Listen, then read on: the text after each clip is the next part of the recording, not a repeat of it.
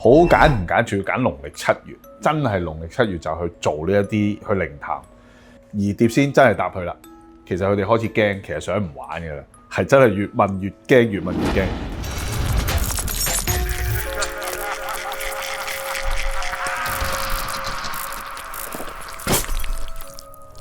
咁今日咧都係有我心怡，仲有我哋嘅長駐嘉賓 Henry 師傅。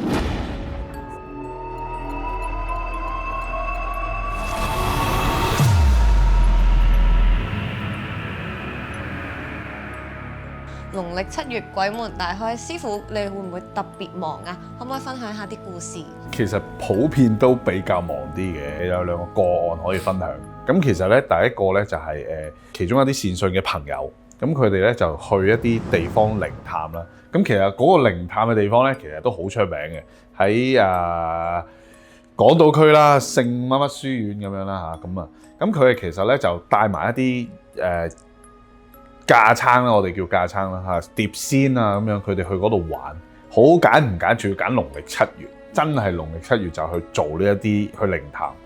咁其實咧，佢哋都覺得好奇怪㗎啦。其實認真講啊，佢哋開頭諗住玩碟仙嘅時候咧，冇諗過係真係會請到碟仙嘅，真係冇諗過。佢哋問嘅問題嘅時候咧，當佢哋真係去問到嗰啲問題，而碟仙真係答佢啦，其實佢哋開始驚，其實想唔玩㗎啦。係真係越問越驚，越問越驚。咁最後我唔記得咗佢哋問嗰個係咩問題嚟㗎，唔記得咗，都比較啲尷尬敏感啦嗰啲問題啦咁樣。跟住咧突然之間咧就全部鬆手唔玩，唯獨是有一個咧係嚟唔切鬆手嘅時候，最後一個仲掂住一隻碟。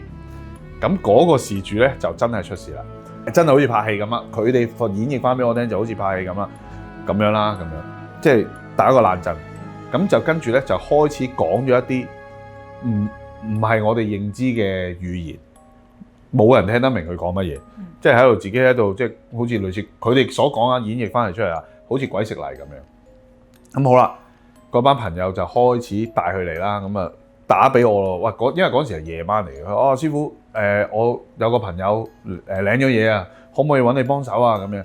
咁我話都可以嘅，但我話喂，但係而家好夜咯，12點幾咯，我話聽日得唔得啊？我話我唔翻壇。佢話唔好啊，真係好急啊，佢喺度係咁鬼食泥啊咁樣。我話咁嚴重，咁好啦，我就翻壇等我話即刻帶佢哋過嚟啦咁樣。咁個事主去到我個壇嘅時候咧，係喺樓下就已經唔肯上嚟啦。去到我哋個壇嘅樓下，點要搭 lift 上嚟噶嘛？去到樓下就已經唔肯上嚟啦。咁啊，跟住嗰幾個係咁抬佢都抬，即係好大力啊！即係有反抗。咁後尾話：喂，唔得啊，師傅真係唔得啊！你可唔可以落嚟幫手啊？咁樣，咁我就攞咗一啲法器啦，好似我哋係即刻掹咗支法筆，我就落去樓下去幫佢。咁就喺支法筆度落咗啲嘢。咁一去到見到個事主嘅時候咧，佢真係點得好緊要。咁我就攞支法筆喺個人中呢個位個額頭度點咗一點，咁佢就開始靜咗啦，真係成個人定咗好多，咁先至請翻，即係帶佢哋上翻我哋個壇嗰度，先至幫佢開始做法事啊、清身啊咁樣。咁問翻佢哋，喂，到底咩事？佢哋先講俾我聽，原來就去咗嗰個地方去做靈探啦、玩碟仙啦咁樣。咁佢哋問嘅問題咧入邊咧係問得好清晰，人哋係亦都答得好清晰，將佢哋嘅答案全部講翻晒出嚟。咁最大問題就係，就算你哋驚都好，你哋唔好話就咁哇離晒手，好似咩都唔理，放開手咁樣，要請翻人哋歸位，然之後要做翻啲嘢去裝翻住香啊，發翻啲嘢俾人哋啊，唔該晒啦，唔好意思啦，我哋打攪晒啦咁樣去做呢啲嘢，而唔係話就咁放開手，走啦，玩完啦咁樣，即係好似我玩完人哋就得啦，你走啦咁樣，咁其實係對好冇禮貌。師傅，我想問下你咧，你頭先話攞支筆咧點佢嘅人中咁樣啊？唔係係，sorry，我講錯咗，額頭呢個位。額頭中間即係眉心係啦。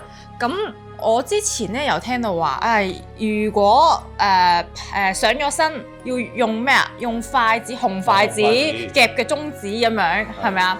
咁呢個係 work 唔 work 㗎？其實聽過以前一啲古老啲嘅傳統啦嚇，就話如果真係鬼上身嘅係可以用紅筷子夾中指係得嘅。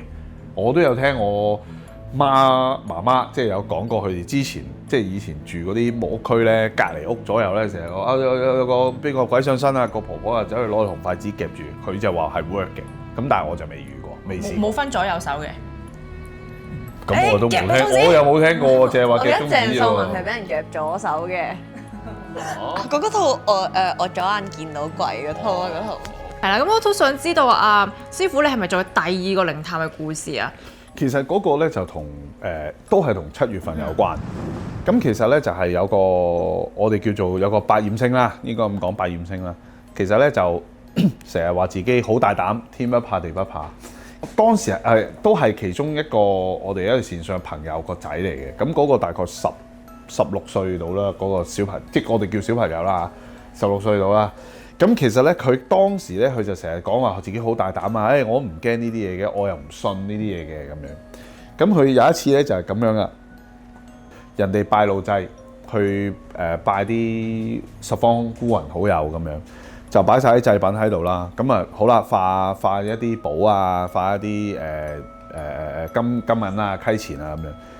佢就好揀唔揀，佢個心自己諗啊，阻住晒，好揀唔揀喺條路度阻住晒，跟住就喺人哋嗰啲祭品度攬過人哋啲祭品，咁就出事啦。佢就即係當然啦，佢唔係即刻出事，佢翻咗屋企就開始唔妥啦，真係病咗1個月，足病咗1個月，睇醫生睇極都唔好，睇極都唔好。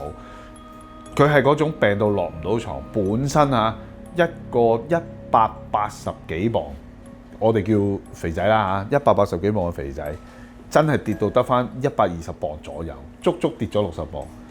佢個媽媽打電話揾我嘅時候，我一聽到我話：哇，咦咁啊幾好，唔使我話咁啊幾好，唔使特登去減肥係嘛？我話一早都講過，我話唔可以咁大膽去講呢啲嘢㗎啦，你仲要係挑引人哋特登去攬過人哋嘅地方。攬過人哋啲祭品，即係我簡單啲講，你食緊碗飯，人哋攬過你碗飯，你都唔中意啦，係咪？如果你問我唔好脾氣啲，我即場打佢添啊，係咪先？但係即係就係遇到呢啲嘢咯。咁最後都係帶咗嚟我個壇度，亦都真係做翻同一樣嘢，當帶翻去同一個地方去做翻同一樣嘢，去開壇拜祭品，去發翻啲嘢俾人哋啦，叫佢即場跪喺度。係真係雙膝跪地跪喺度，去同人哋賠個不是，扣翻9個響頭，做翻晒所有嘢，咁就幫佢即係解決咗呢件事啦。唔好去挑戰人哋咯，我簡單啲講。嗱，你唔信歸唔信。明白。咁如果大家都中意今集嘅內容咧，就記得 like 同埋 subscribe 啦。我哋下集再見啦，拜拜。